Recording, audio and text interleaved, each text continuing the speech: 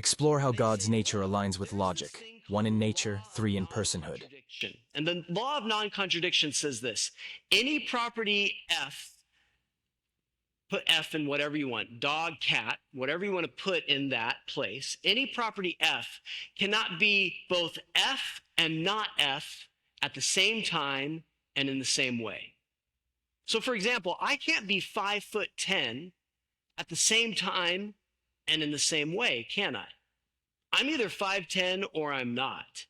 Now, I can be 5'4" and 5'10" at a different time and in a different way, can't I? In fact, it's true. At one time in my life, I was 5'4". I don't know when that was, but it's true. To get to 5'10", I had to get to 5'4". And so I can be both 5'4" and 5'10" at a different time and in a different way. But their point is this: the law of non-contradiction says that God cannot be both one and not one. He cannot be both three and not three. So my Christian friend, you're going against the law of non-contradiction. And in my experience, most Muslims love logic and reason. Like Christians, they believe typically in absolute truth. And so they like to swim in the channels of absolute truth, reason, and evidence.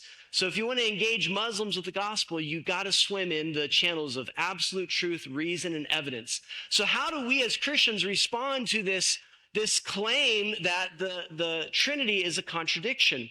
Well, what we do is we use the law of non-contradiction in our favor.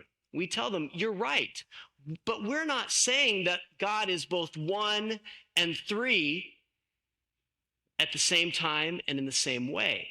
What we're saying is God is one and three at the same time, but in a different way. He is one or singular in his nature,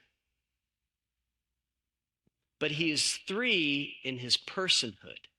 So he is one in one way and he is three in another way.